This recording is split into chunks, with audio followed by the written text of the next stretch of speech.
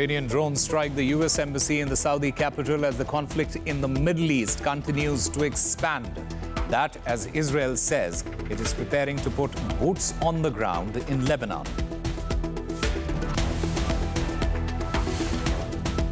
New Delhi raises alarm over Iran's claim that it is closing the Strait of Hormuz. India says any major disruption will have serious economic consequences. Nearly half of India's oil imports pass through the supply route. With the US and Israel launching war against Iran, the reason why appears to be a point of confusion for the Trump administration, bringing a new definition to the board of peace. Somebody said today, they said, oh, well, if the president wants to do it really quickly, after that he'll get bored. I don't get bored. This is not Iraq. This is not endless.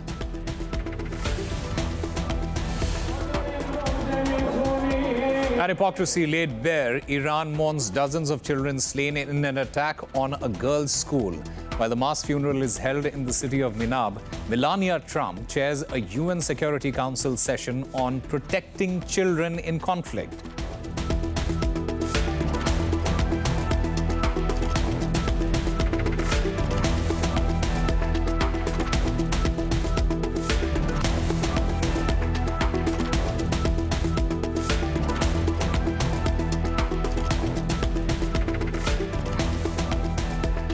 Hello and welcome. You're watching RT India. I'm Osama Shab, live from New Delhi. Our top focus, it remains the escalating situation in West Asia. Let's take a look at our top story. After one of the biggest oil facilities in the world went up in smoke on Monday in Saudi Arabia, a fire has been confirmed at another storage site in the UAE. Authorities at the Al Fujairah oil depot say the fire has been brought under control, with energy installations apparently under attack and disruptions to the Strait of Hormuz. Oil prices, they are again spiking. And the Indian government has raised the alarm over the developments. New Delhi said the region is home to over 10 million Indian nationals, and the conflict, it could severely impact the country's economy. Any major disruption has serious consequences for the Indian economy. India is firmly opposed to attacks on merchant shipping. Already, some Indian nationals have lost their lives or are missing as a result of such attacks in the last few days. Well, this conflict, it threatens to become a major concern for Asia's economies, which are heavily dependent on Gulf energy supplies. The Strait of Hormuz, this route, it plays a crucial role in that as an export path to both Asia and European countries. Now, some of the biggest energy importers, that includes India, China, Japan, as well as South Korea. Beijing is the biggest buyer of crude through the strait, importing about 5.4 million barrels per day through the waters of Iran. India is next with just over 2 million daily. Then South Korea and Japan, both heavily exposed by the risk. In fact, the Strait of Hormuz, it is not just another maritime passage. It is one of the most critical energy arteries in the world. Nearly 20% of all seaborne oil passes through the narrow stretch of water. That basically equates to almost 21 million barrels of crude every single day. And what is even more significant is where this oil goes, with roughly 83% of it is destined for Asian markets. In fact, a massive portion of the oil trade, it flows through the Strait of Hormuz, meaning the recent statement by Iran about closing the route, it will massively disrupt the energy markets. The strait is closed. If anyone tries to pass, the heroes of the Revolutionary Guard and the regular Navy will set those ships ablaze. Joining us now is Sumit Ritholia. He's the lead research analyst, refining and modeling at Commodity Market Analytics from Kepler. Sumit, thank you for speaking with RT India. Let me ask you this. If the Strait of Hormuz, it remains closed for some time, how serious is the risk to India's oil supplies?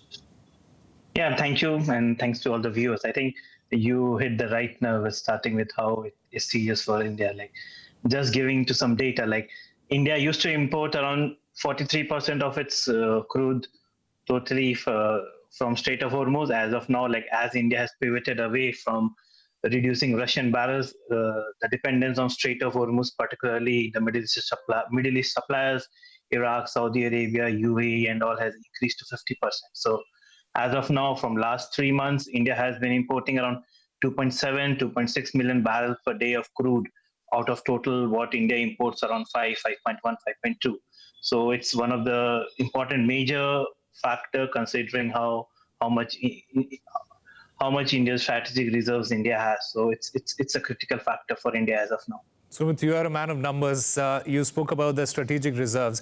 Does India have enough strategic reserves to manage a prolonged disruption, according to you? I think it's a good question. Again, like it depends on how you see it. As of now, if you look at like refineries also have their different stocks and all. So if I look at total number, India has around 100 million barrels of crude sitting in refineries and sitting in different strategic reserves. Given to more, India has 3 strategic reserves as of now, one in Visakhapatnam, one in Mangalore, and one in Padur. So looking at total usable volume from that, it's around 80 to 85 million barrels. And looking at the crude numbers that are getting disrupted, that is around 2.7 million barrels per day. So roughly around 30 to 40 days, India has the baseline stock to cover if flows keeps getting hindered and India is not able to secure more volumes. But but again, like talking to different sources and on what we have seen in past, India has been diversifying. And again, when I was at your studio last time, like Russia remains one of the major export partner in terms of crude import for India. So if push come to the show and like we see, like refiners see that import volumes from Strait of Hormuz keeps on declining, so I think Indian refiners might look to increase Russian barrels import. Yeah, you've raised 2 very important issues. We'll speak about the imports from Russia. But before that, help our viewers understand this. How dependent is India still on the Gulf crude? I think India's 50% of crude oil needs is dependent on the Gulf needs. And like at one time, it was around 60 or 65%.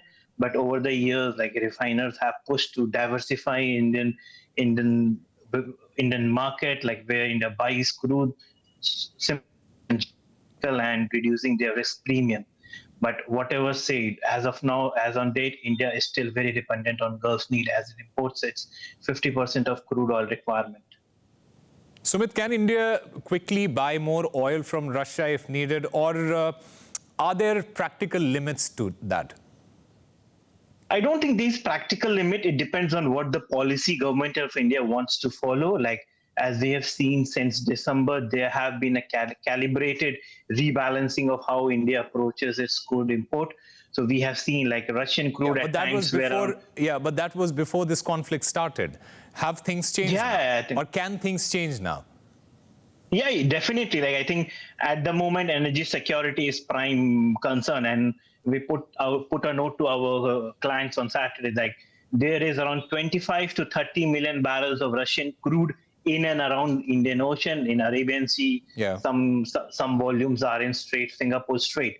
If push come to the show, like, and yeah, Indian refiners, they have the technical capabilities and like they can look at these barrels as one of the source for their imports. So yeah, I don't think there's any technical impact, but yeah, Indian can look back to Russia as one of their prime destination for import. Sumit, there can also be the case because a large portion of the oil travels through the Strait of Hormuz to the Asian market. Now, if the Asian countries, they start competing for the Russian oil, could the current discounts disappear for India specifically? Again, like I think more of discount, I think it's more of a energy security point of view one should take, and also looking at Asian refiners or Asian countries who buys it. I think there are only 2 names comes to my mind as of now, China and India. And looking at whatever the geopolitical risk and premium is, I think discount will decrease for now. As of now, yeah, I think again, it's more of a energy security point of view rather than talking and looking at discounts and margins. But yeah, to answer your question, discounts will decrease for now because as of now, the seller has the leverage, given India is in dire need of more crude if this Strait of Hormuz situation keeps stretching. Sumit, the final word from you. At what oil price does India's economy start feeling real pressure on the inflation, on the rupee, on the fuel prices? Again, I think it's a good question. Again, going back to a bit of numbers, like India imports is 90 to 92% of its crude oil requirement. So given even a single dollar increase, it's impact our current account deficit. But on the real pressure comes when crude oil price sustains above $80 to $100 barrel and it keeps within that range. So this leads to rise in countries' import bill, which can weaken further the rupee, as we have seen what has been happening over several months, and increases the inflation. Fuel price may also go up, or if government doesn't change the fuel price, it might impact different OMCs or refiners. All right, Sumit Ritolia, thank you very much for speaking with RT India. Yep, thank you.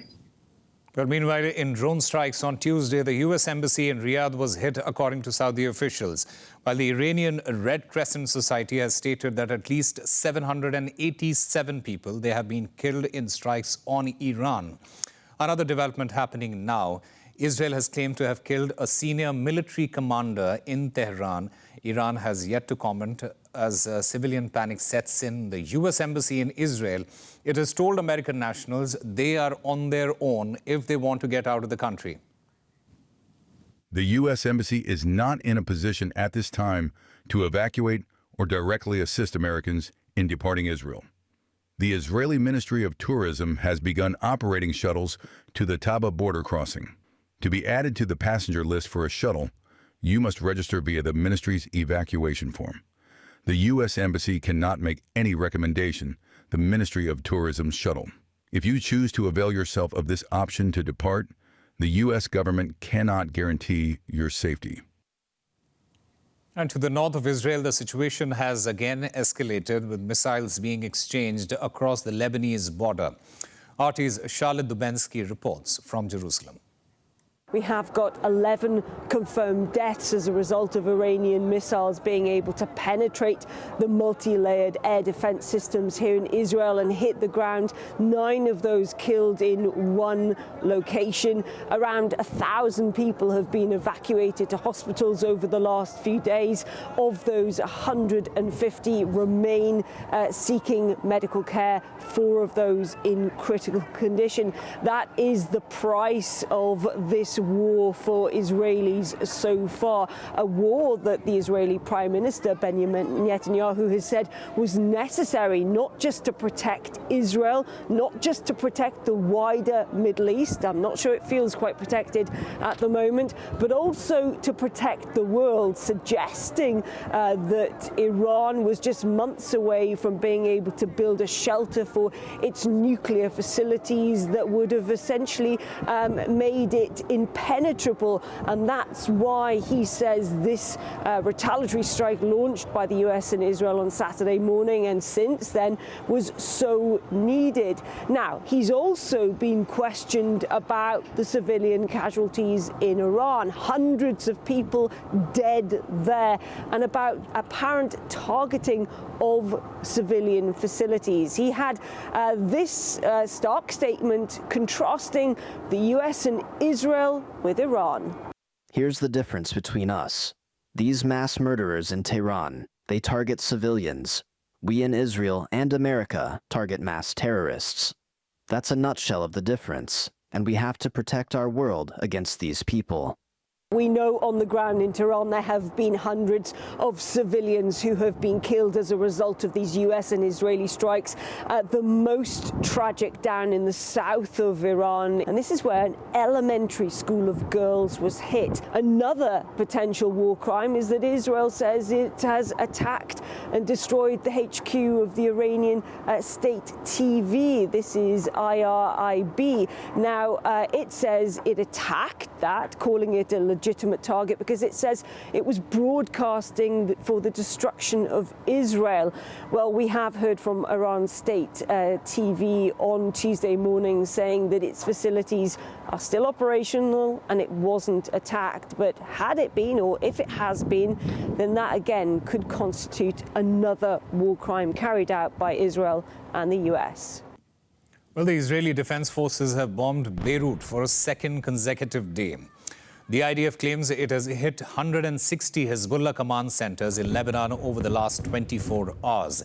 Hezbollah's Radwan force, it has been specifically targeted, with Israel claiming it promotes and conducts terror plots against its army and citizens.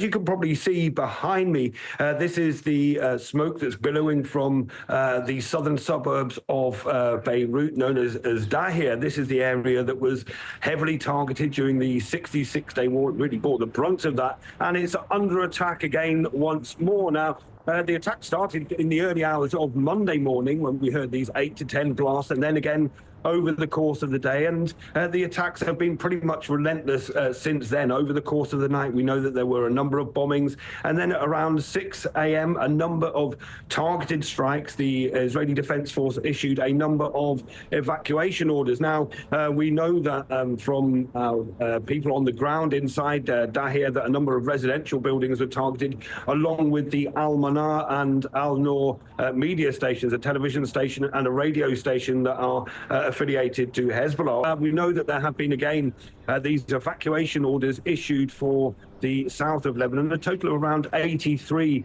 as we understand now. So this came after Hezbollah entered the war. This was in the early hours of Monday morning. Missiles, rockets and drones were fired at the Israeli port city of Haifa, which then the Israelis responded to with these huge wave of blasts across southern Lebanon. A huge wave of evacuation orders for some 53 towns were issued on Monday, so people were trying to make their way out. Then later on Monday afternoon, this shock announcement in many ways from the Prime Minister, Nawaf Salam, announcing that he was banning Hezbollah's military wing and banning its military operations. We can take a listen to his statement on that.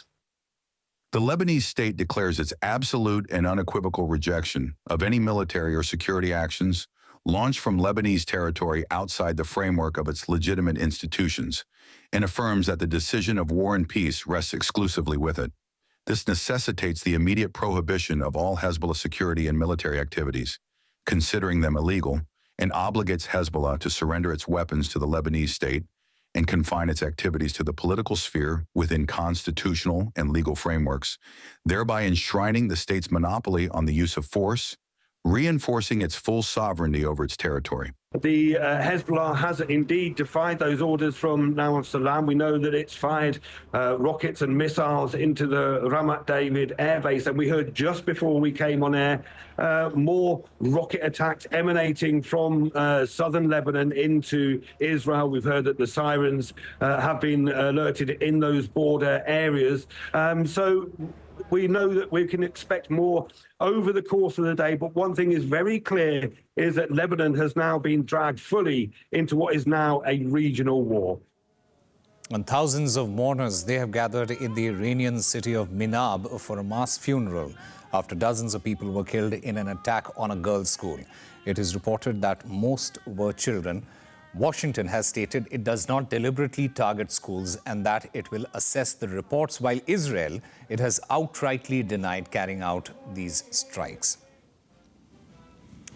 And joining me now is a Middle East expert, James Bowden, for more on this. Mr. Bowden, thank you very much for speaking with RT India. You know, there have been contrasting statements coming, especially for the reason for this war, from Donald Trump, from Marco Rubio and Pete Hegseth. In fact, before we start this conversation, let's quickly listen to what the U.S. War Secretary had to say.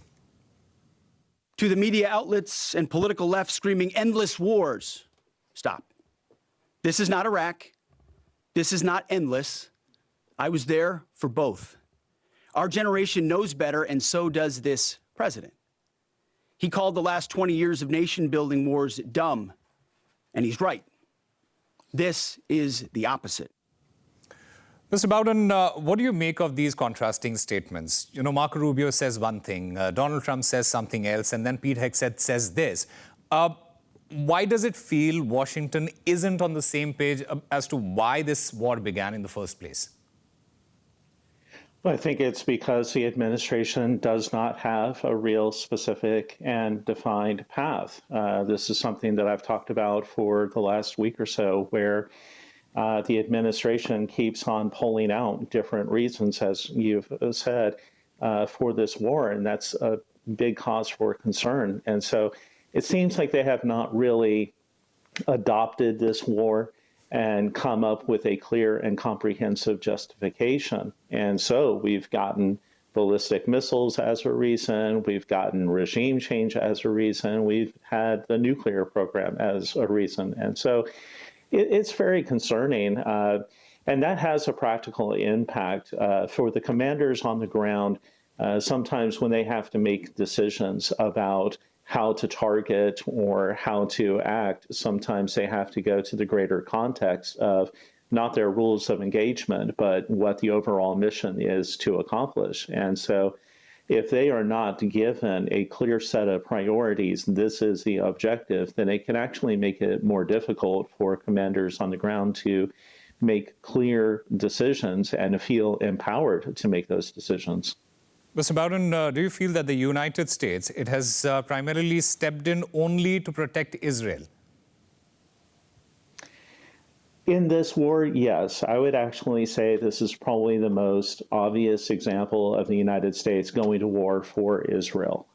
When Benjamin Netanyahu went to the White House and was talking about the ballistic missile program, there was a lot of fear on my part because Donald Trump tends to be very bedazzled and, ooh and awed by Benjamin Netanyahu. I mean, we saw this in early part of his administration last year, where Benjamin Netanyahu went to talk about Gaza, and Trump was effusive in his praise of Netanyahu, and was spouting off a lot of lines that I've never heard from him before or since. And yet, as soon as Netanyahu gets to him, he, as I said, gets bedazzled. So yes, I mean, it's very much a very obvious effort to assist Israel. Israel wanted to knock out the ballistic missiles, and they knew that they could not take care of this on their own. And so they co-opted Donald Trump, who seemed to be very willing to have that done. Mr. Bowden, did Washington fully think through the second and the third order, consequences? I don't think so. I mean, let's examine this. Yeah. January 2nd, January 3rd, we had Nicolas Maduro being perped walk in New York. Then suddenly Trump went and articulated a vision as an absolute national security interest, obtaining Greenland. And then now here we are in early March, taking care of Iran. I mean, I don't think that the administration has had any time to really assess anything. And yes, it's very concerning without a clear objective, without a clear goal. Right now, it's just bombing. The operation is going successfully, but the problem is that if too many of the leadership in Iran are killed, and if there's too much disruption to the power structure, what we could actually see is the country descend into civil chaos and into maybe even a state of either civil war, or where all four quarters of the country decide to start breaking off. I mean, we already had seen some indications that the Kurdish North was going to start reasserting their independence movement back during the protests. And then also we have the Baluchistani issue down in the southeast. So, and we have the independence groups in the Arabistan quarter. So yes, there are a lot of consequences that I don't think the Trump administration has fully contemplated, mainly because they have a very surface level understanding of how to deal with Iran in the first place. Yeah. Mr. Bowden, can the White House sustain this without bipartisan consequences? Ooh. Very good question. And what I would say that, we've seen some of the edges fall off, but American politicians tend to be very patriotic and rallying around the flag in times like this, dealing with their their strongest frustrations in private. But I do think that there will be consequences down the road. Now, understand, I think one of the reasons why Donald Trump also did this at this point was that he knows that he's going to lose the midterm elections. Yeah. And this was a move that he needed to take now before he faced a fully Democrat Congress and Senate, which would definitely vote against him. So, yeah, but I think that right now he still has enough support in the Senate and the House to get a War Powers Act resolution passed. But it's going to be all, as we say here in America, closing the barn door after the horses have left. The whole issue is now moot. He might as well approve it because we're so far along in the process. Let's also talk about the reactions that are coming in. The UK, it has very clearly said that the United States can use its base. The French, Emmanuel Macron, he has said that France will boost its nuclear arms. We also have statement coming from Sergei Lavrov. He said that there are no evidence that Iran was developing nuclear arsenal and that the conflict, it will drive nuclear ambitions for many of those countries, including Iran. Before I ask you anything, let's listen to what Emmanuel Macron and Sergei Lavrov had said.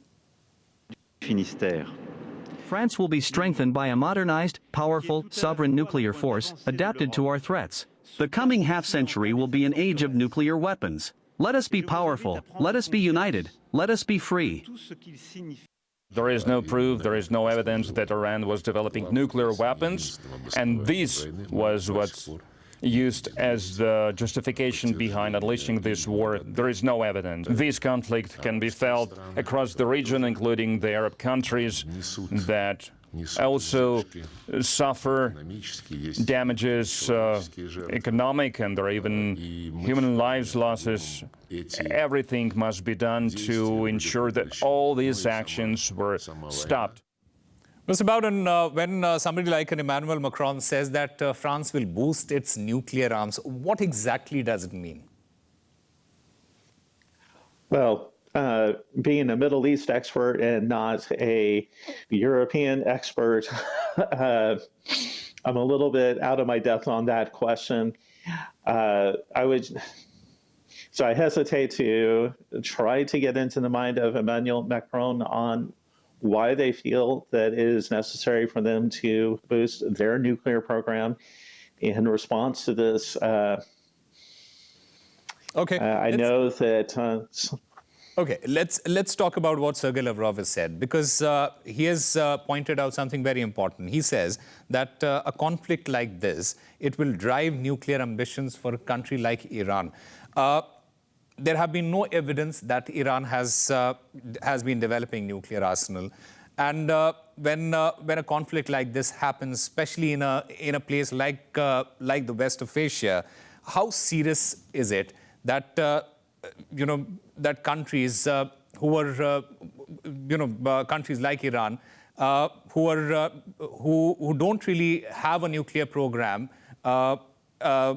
they might go ahead and have a might have nuclear ambitions later because they are being pressurized? Well, we know that the Saudis were developing an incipient nuclear program, at least a ballistic missile program, to even carry those in the years before. And the U.S. was actually quite concerned about that because it was in response to a ballistic missile and nuclear capable Iran. And so, yes, that was a first order response. Now, previous countries in the Middle East have sought nuclear programs. Iraq did in the early 1980s. And I believe it was 1981 or 82 when Israel bombed the Osiris nuclear facility in Iraq and took out that program. And they also bombed the Syrian program under, I believe, Bashar al-Assad. And so we have seen some Middle East countries try to develop programs, but Israel has been very much on top of ending those ambitions for them. Whether Saudi Arabia will continue to pursue a program is unclear, with us taking out. And let's not kid ourselves, there was definitely an Iranian nuclear program which had intent to use for foreign policy and to blackmail the region. So that is for sure. But again, as we have seen, Israel has been very much on top of it. And I think that the United States has been working to enforce the Nuclear Non-Proliferation Treaty and ensure that if any other countries in the Middle East do have access to nuclear material, it is only for civilian uses. All right, Mr. James Bowden, thank you very much for speaking with RT India. That's my pleasure. Thank you. Nepal is heading to a pivotal general election this Thursday, months after a Gen Z-led uprising toppled the government in the Himalayan nation. Fresh faces, they are challenging established politicians in the vote. RT India's Vinayak Dikshit, he gauges the atmosphere ahead of the polls. 7 months after the Gen Z protests in which 77 people were killed, Nepal is set to vote in the historic elections on Thursday. Security in the national capital has been beefed up. Borders will be closed today in view of the elections which are scheduled to take place on the 5th of March 2026. As per reports, 77,000 police personnel and 80,000 army personnel have been deployed across the country for security reasons in a country that houses 30 million people. KP Sharma Oli, the former Prime Minister of Nepal, who was unseated as a result of the Gen Z protests, is also interestingly contesting these upcoming elections, where he's being given tough competition by former Kathmandu mayor and rapper Balendra Shah. All the old politicians are, old people, and they're not educated. Being honest, if I say, they're not actually educated. And Balendra is an engineer. He's a great influencer, right?